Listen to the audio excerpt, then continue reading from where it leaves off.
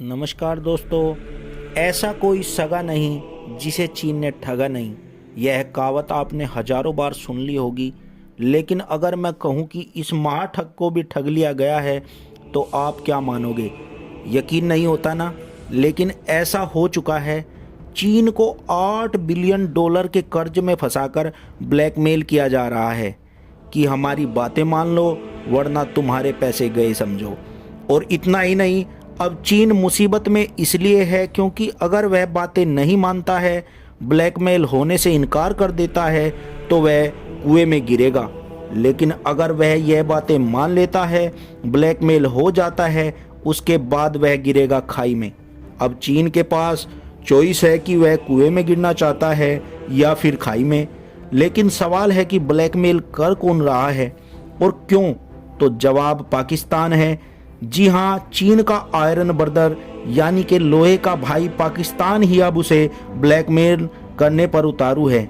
जैसे कि आप स्क्रीन पर देख सकते हैं, अलग अलग मीडिया रिपोर्ट्स में खबर आ रही है कि चीन और पाकिस्तान के बीच में गद्दावर बंदरगाह और सीपैक को लेकर कई सारी बैठकें हो रही हैं।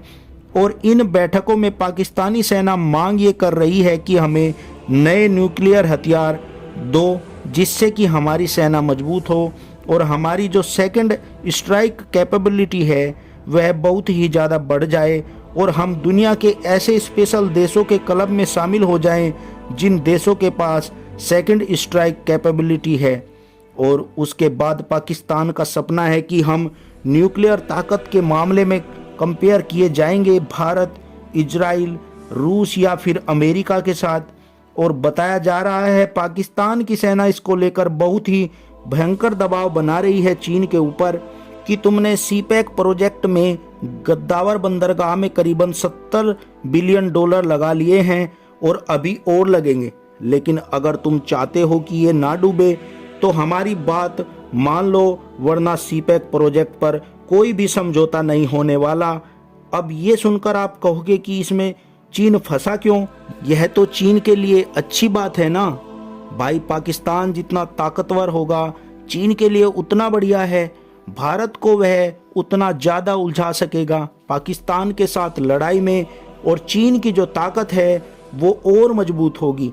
लेकिन यहीं पर आप गलती कर रहे हैं। दरअसल अगर पाकिस्तान की बात मान लेता है चाइना, उसे ऐसी न्यूक्लियर मिसाइलें, ऐसे न्यूक्लियर हथियार दे देता है जिससे कि पाकिस्तान के पास सेकंड स्ट्राइक कैपेबिलिटी आ जाए, तो उसके बाद चीन की इंटरनेशनल लेवल पर बैंड बजेगी। क्योंकि इस वक्त तमाम पश्चिमी देश और अमेरिका घात लगाए बैठे हैं। बस चीन की एक गलती पकड़ में आ जाए और उसके बाद हम चीन पर ऐसे ऐसे सैंक्शंस लगाना शुरू करेंगे जो चीन की अर्थव्यवस्था को तोड़ कर रख देगी। और चीन को पता है डोनाल्ड ट्रंप के राज वाला अमेरिका बहुत खतरनाक है। वह उसके सामने कोई ऐसी गलती नहीं करना चाहता, कोई ऐसा मौका नहीं देना चाहता डोनाल्ड ट्रंप को जिसका कि वह फ़ायदा उठा पाए। इतना ही नहीं, उसके बाद चीन पर न्यूक्लियर पोलिरेशन का आरोप लगाकर यूनाइटेड नेशंस भी सैंक्शन लगा सकते हैं। इसलिए चीन चाहकर भी पाकिस्तान को ऐसे खतरनाक हथियार नहीं दे पा रहा है जो कि पाकिस्तान को मजबूत बना सके। लेकिन अगर वह पाकिस्तान की बात नहीं मानता तो फिर उसे अपने सीपैक प्रोजेक्ट में बहुत बड़े नुकसान झेलने को मिल सकते हैं। और पाकिस्तान की बात ना मानने पर पाकिस्तान नुकसान पहुंचाने की कोशिश भी कर सकता है चाइना को, ताकि चाइना पर और दबाव बढ़े। यानी कि देखा जाए तो फिलहाल चीन बुरा फंस चुका है पाकिस्तानी सेना के ब्लैकमेल में।